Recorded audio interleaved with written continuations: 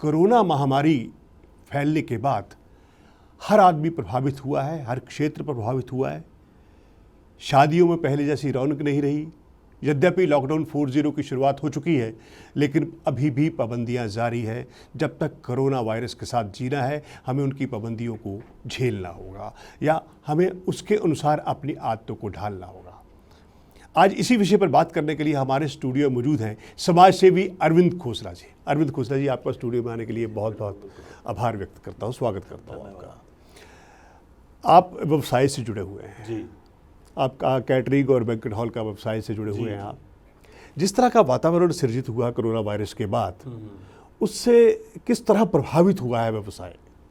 पूरी तरह से चरमरा गया है। आज की डेट में यदि ये देखा जाए तो जितना भी व्यवसाय था शादियों से जुड़ा हुआ, शादी क्योंकि समाज की एक तरह से रीढ़ है। जो फंक्शन हम स्टार्ट करते हैं उसके पहले कार्ड प्रिंटिंग से लेके और खाने तक, उसमें सारा व्यवसाय जुड़ा हुआ है। आप जितने मॉल के अंदर देखते हैं, मॉल में लोगों को देखते हैं, ड्रेस वालों को देखते हैं, खाने वालों को देखते हैं, हलवाइयों को देखते हैं।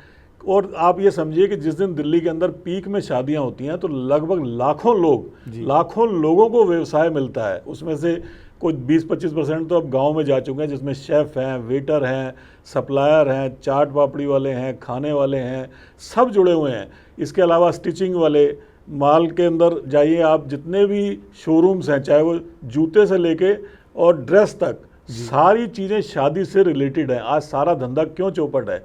आज यदि संपन्न नहीं हो रहे यहाँ पर फंक्शन, हमारे जो ये प्रोग्राम नहीं हो रहे, इस वजह से सभी बहुत ज़्यादा परेशान है। यदि एक एक स्थान पर जन्माष्टमी का भी आप देखो, रामलीला का देखो, दशहरे का देखो, कितने कलाकार इसमें जुड़े हुए हैं, कितने टेंट वाले, कितने इसके ऑर्गेनाइज़र और कितने प्रिंटिंग वाले, सब इससे जुड़े हुए हैं। तो पूरा दिल्ली, पूरी आज के डेट में दिल्ली नहीं बल्कि देश कोरोना की महामारी की वजह से इससे प्रभावित है।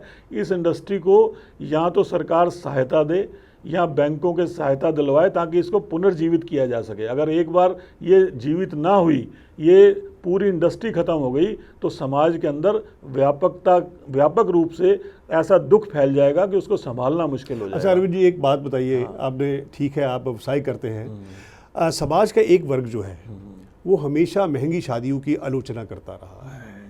आपकी, अब क्योंकि इस व्यवसाय से जुड़े हुए हैं, आप इस आलोचना को किस दृष्टि से देखते हैं?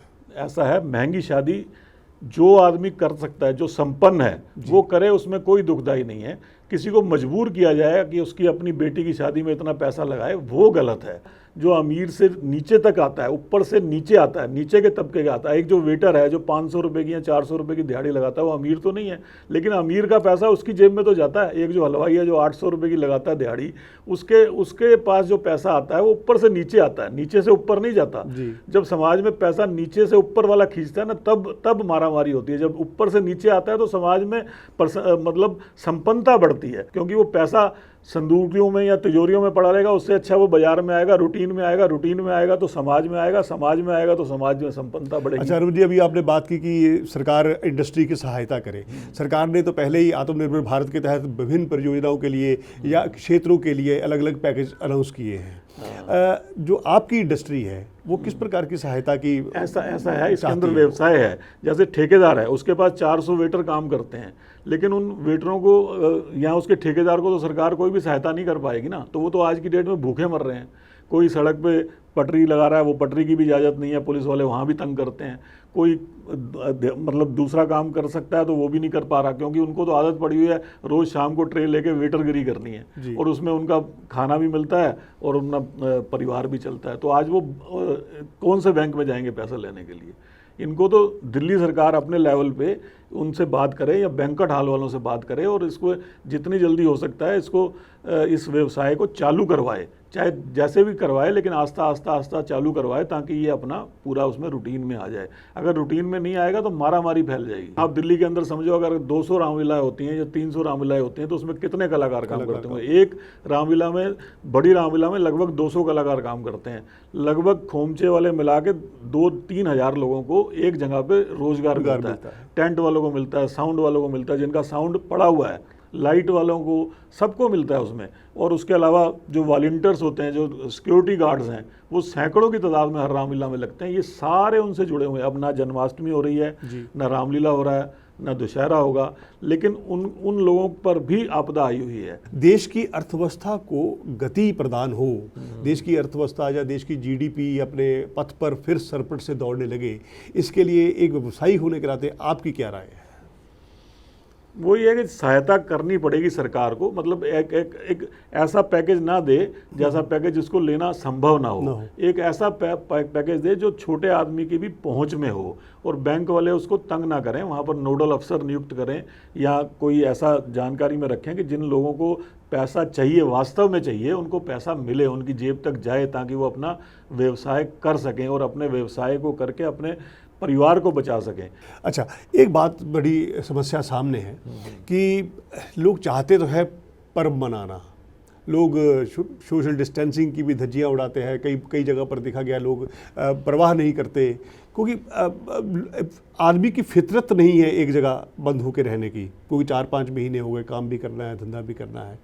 अब क्या जो रामलीला समितियाँ हैं वो सामूहिक रूप से कोई जागरूकता अभियान चलाने के बारे में नहीं सोच रही कि ऐसा किया जाए कि लोग सोशल डिस्टेंसिंग का और अन्य पाबंदियों का उचित ढंग से करें, पालन करें?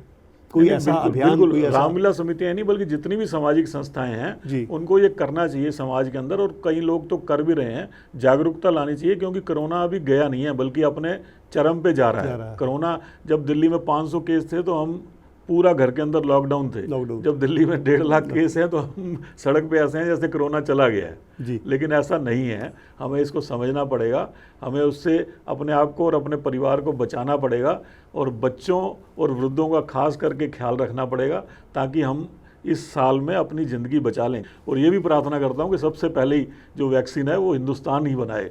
अरविंद खोसला जी ने एक बहुत ही सार्थक और बहुत ही पॉजिटिव संदेश दिया है कि अगर सामाजिक संस्थाएं जो इस वक्त भव्य आयोजन नहीं कर पा रही, अगर वो कुछ परिवारों को गोद लेकर के, कुछ परिवारों को अडॉप्ट करके उनके साल भर का खर्चा पानी चलाए, तो वो परिवार आत्मनिर्भर हो सकता है। अगर इसी तरह सभी संस्थाएं देश भर में लागू हो जाए तो आत्मनिर्भर भारत का अभियान जो है वो घर घर तक पहुंच जाएगा। अरविंद जी, आपका स्टूडियो में आने के लिए बहुत बहुत धन्यवाद। आपका भी बहुत बहुत धन्यवाद।